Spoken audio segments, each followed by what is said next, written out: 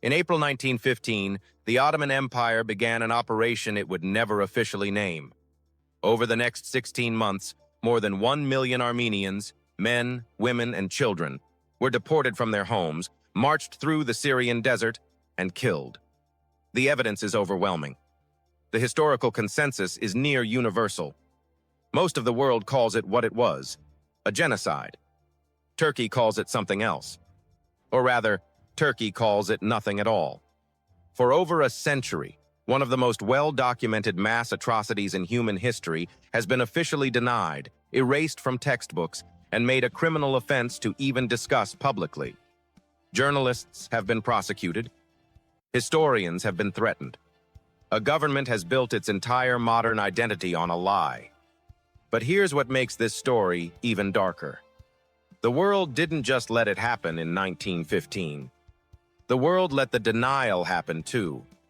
To really understand how a government erases a genocide, not just once, but for 110 years, you have to go back to the moment the Ottoman Empire began to fall apart. Because what happened to the Armenians wasn't random violence. It was a calculated solution to a political crisis. And the decision that started it all was made in a room you've never heard of by men whose names history has almost forgotten. The Ottoman world.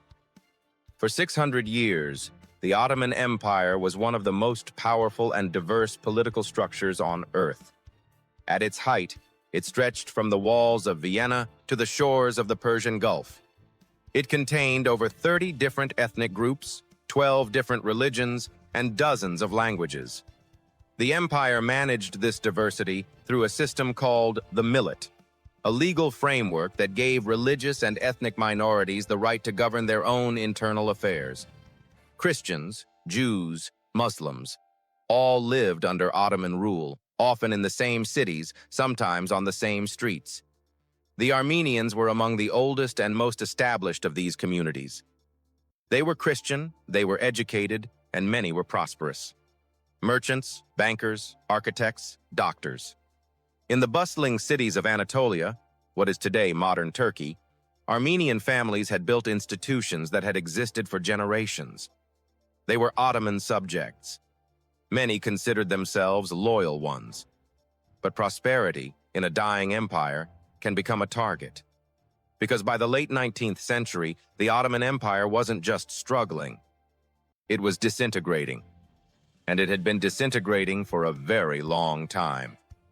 The sick man of Europe. The European powers had been calling the Ottoman Empire the sick man of Europe since the 1850s. And the diagnosis was accurate. Territory after territory was being stripped away. Greece, Bulgaria, Serbia, Romania. Each war, each treaty, each negotiation left the empire smaller, weaker, and more humiliated. And with every loss of territory came a flood of Muslim refugees, driven from the Balkans, displaced and furious, pouring into an empire that could barely sustain itself. Into this crisis stepped a new political movement, the Committee of Union and Progress. History knows them as the Young Turks. They were modernizers, nationalists. They believed the Ottoman Empire could only survive by transforming itself from a multi-ethnic mosaic into a unified, ethnically pure Turkish state. Their ideology was simple, and it was brutal: Turkey for the Turks. By 1913, 3 men had seized effective control of the Ottoman government: Enver Pasha, Cemal Pasha, and Talat Pasha, the interior minister, the man who would become the chief architect of what was coming. The Armenians, Christian, educated, and in some regions a majority population, did not fit their vision of the new Turkey. What they needed was a reason. In 1914, the world gave them one. The decision, 1915. When the Ottoman Empire entered World War I on the side of Germany, it opened a new military front in the Caucasus against Russia. Early in 1915, Ottoman forces launched a winter offensive in the mountains near Sarıkamış. It was a catastrophe. Nearly 90,000 Ottoman soldiers were killed, many not by Russian bullets, but by the cold. Enver Pasha needed someone to blame. He chose the Armenians. The official accusation was collaboration, that Armenian communities in eastern Anatolia were acting as a fifth column, feeding intelligence to the Russian enemy. The evidence was thin, selective, and largely fabricated. But in wartime, an accusation doesn't need to be true to be lethal. On April 24, 1915, a date now observed globally as Armenian Genocide Remembrance Day, the Ottoman government arrested and executed hundreds of Armenian intellectuals and community leaders in Constantinople. Writers, lawyers, teachers, doctors. It was a deliberate decapitation. Remove the leadership. Silence the voices. Then move against the population with nothing left to resist. What followed was systematic. Armenians across Anatolia were ordered to report for deportation. They were told they were being relocated for their own safety. They were told to bring only what they could carry. Many believed it. They were wrong. The convoys moved south and east, toward the Syrian desert. Ottoman soldiers and irregular militias known as the Special Organization accompanied the columns. The killings began almost immediately. Men were separated and shot. Women and children were marched for weeks through desert heat with no food, no water, and no destination that was ever meant to be reached. This wasn't a side effect of war. It was the plan, the scale, and the witnesses. Between 1915 and 1916, somewhere between 600,000 and 1.5 million Armenians were killed. The range in those numbers tells you something, because one of the first tactics of genocide is to destroy the record.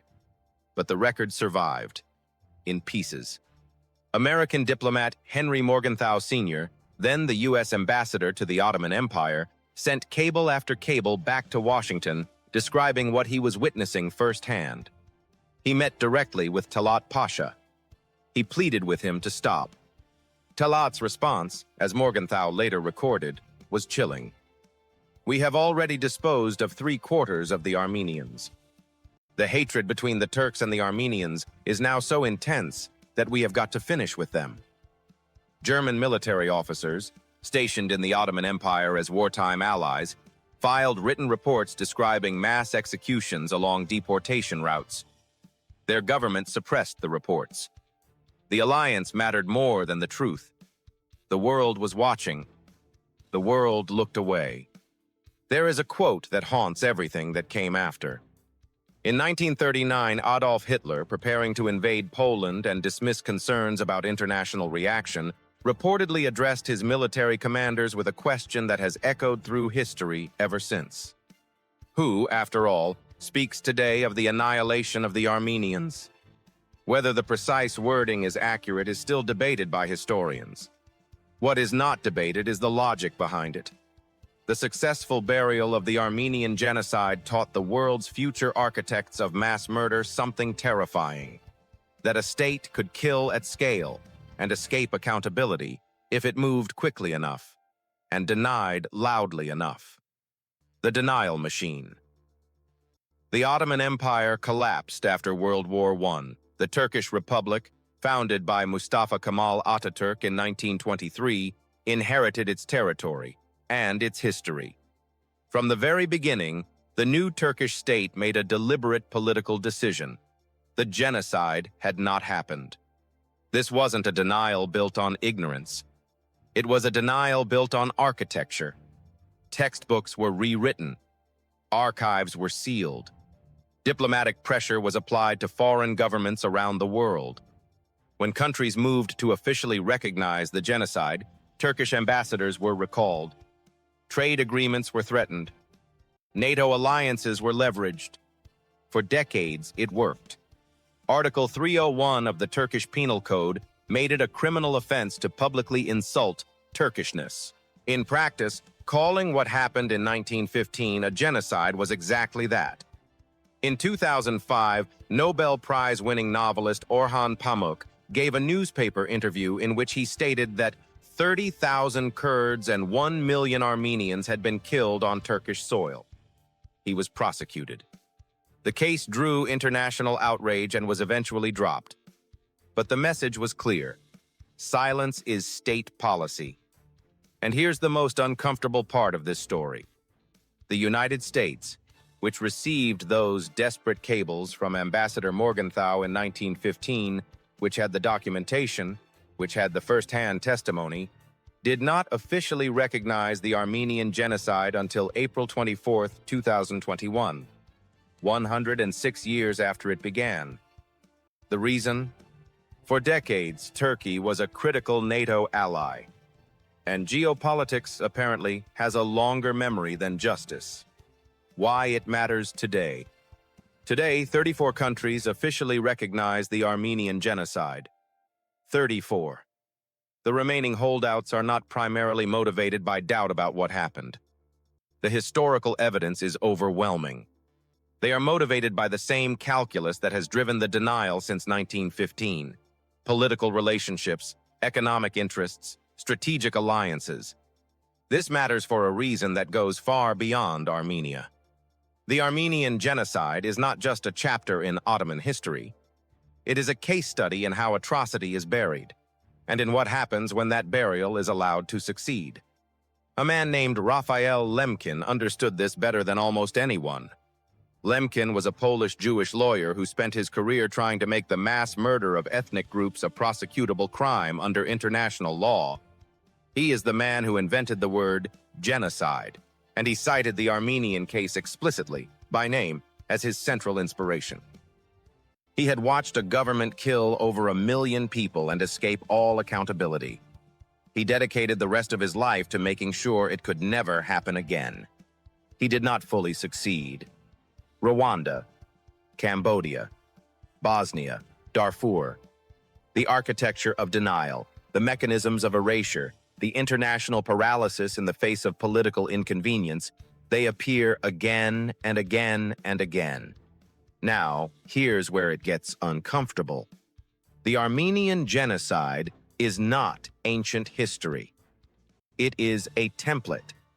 A template for how power eliminates inconvenient populations, buries the evidence, and outlasts the outrage.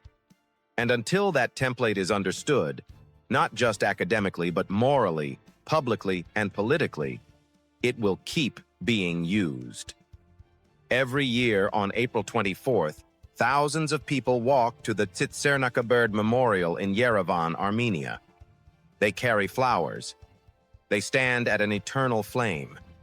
They remember names that official history spent a century trying to erase. That act of memory, stubborn, defiant, continuous, is itself a form of resistance. Because here's the hidden truth. The denial machine never fully counted on the truth that doesn't require a government's permission to survive. It only requires people willing to speak it. The Armenian Genocide happened. It was planned. It was executed. It was systematically covered up for over 100 years. And it shaped the world we live in today. From the legal definition of genocide itself, to the architecture of international human rights law, to the still unanswered question of whether the world dares to hold power accountable. That question is still open. Make sure to subscribe to our channel, Epoch Insight, and hit the notification bell. Every week, we uncover the hidden forces and buried histories that explain the world you see today. And let us know in the comments, what other hidden history should we uncover next?